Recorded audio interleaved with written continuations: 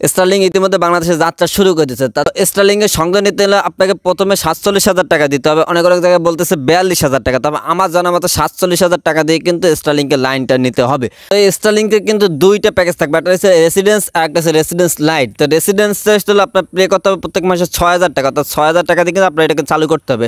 আর residence light এটা হচ্ছে আপনাকে 4,200 টাকা দিয়ে কিন্তু এটা নিতে হবে। আর এখানে সুযোগ সুবিধা কী পাচ্ছেন, যেখানে আমাদের দেশে যে ব্লাড ব্যাংকে যে ওয়াইফাই রয়েছে সেখানে কিন্তু আমরা এমবিপিএস 5 এমবিপিএস 10 এমবিপিএস তারপর 40 এমবিপিএস 30 এমবিপিএস এরকম কিন্তু নেটের একটা ভাগ থাকে। কিন্তু এখানে আপনি পাচ্ছেন স্টারলিংকের সর্বনিম্ন 300 এমবিপিএস, সর্বনিম্ন 300 এমবিপিএস পাচ্ছেন স্টারলিংকে। এখান থেকে শুরু, আর এর উপরেও আপনার যাইতে পারে।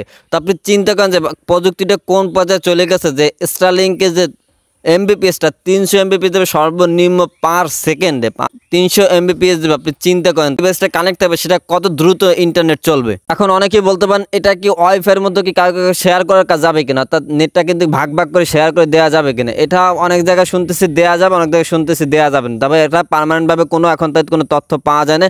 অনেকে বলতেছে যে এটাকে ওয়াইফাইয়ের মতো শেয়ার করা যাবে, অর্থাৎ ওয়াইফাইয়ের মতো এটাকে অন্যান্যের মাধ্যমে অন্যান্য কাউকে শেয়ার করে তারপর ডাটা ব্যবহার করতে পারবে সে। আবার অনেকে বলতেছে কিন্তু এটা কিন্তু কোনো প্রকার শেয়ার করা যাবে না। এখন এটা কোনো সঠিক তথ্য পাওয়া যায় না, অবশ্যই তথ্য পাইলে আপনি জানতে পারবেন যে এটা অবশ্যই শেয়ার করা যাবে কিনা। এখন এই লাইনটা কাদের জন্য, শুধুমাত্র যারা কি চাবে যে 47,000 টাকা খরচ করে একটা লাইন নিতে, আমার মতো সাধারণ যারা পাবলিক আছে তারা কি চাবে যে 47,000 টাকা খরচ করে একটা ওয়াইফাই লাইন নিতে বা একটা স্টারলিংকের লাইন নিতে, কোনোদিনও চাবে না। তো এটা কাদের জন্য, এটা শুধুমাত্র ব্যবহার করবে আমার মনে হয়, আমার ব্যক্তিগত দিক দিয়ে বলতেছি, যাদের অফিসিয়াল কাজ আছে তারা ব্যবহার করতে পারবে। কারণ অফিসে যাদের নেটে অনেক স্লো আছে, যেহেতু ব্লাড ব্যাংকের নেট অনেক দুর্বল, অনেক সময় দুর্বল থাকে। তো সেক্ষেত্রে কিন্তু যদি স্টারলিংকের লাইনটা ব্যবহার করে সেক্ষেত্রে কিন্তু নেটের স্পিডটা কিন্তু খুব ফাস্ট পাবে এবং অফিসিয়াল কাজের জন্য কিন্তু এটা ব্যবহার করতে পারবে, তবে কিন্তু সেক্ষেত্রে ভালো হবে।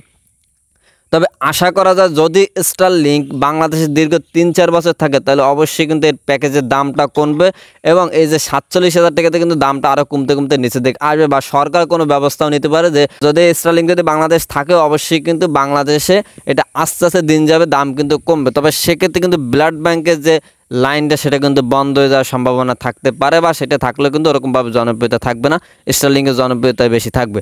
তো আপনারা চিন্তা করবেন না, অবশ্যই স্টারলিংক কিন্তু সাধারণ পাবলিকরা এবার থেকে ব্যবহার করতে পারবে। আমার মনে হয় 2-3 বছর গেলেই কিন্তু এটা কিন্তু দামটা কমে আসবে।